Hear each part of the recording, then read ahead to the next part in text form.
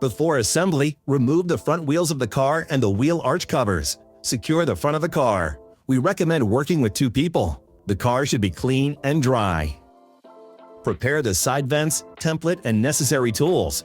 Cut the template according to the outside lines. Place the template on the wheel arch. Before gluing it, measure its position. The front line of the template should be flush with the wheel arch line. The top corner of the front line of the template should be 75 mm from the bonnet line. Stick the template wet to be able to make corrections to its position. Stick masking tape on the top line of the template.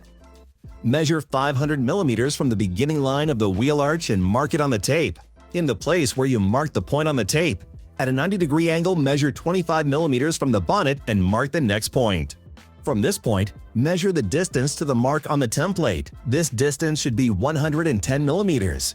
If the dimensions do not match those described in the instructions, we recommend moving the template to obtain the indicated dimensions.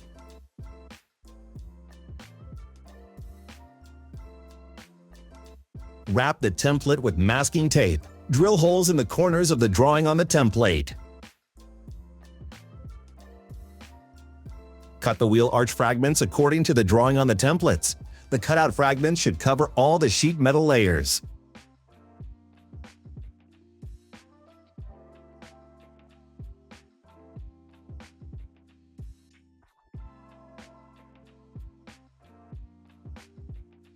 Place the front fender side vents in the cutout holes. Check the fit.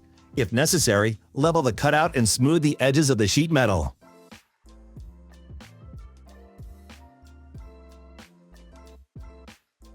Repeat the same steps on the other side of the second wheel arch.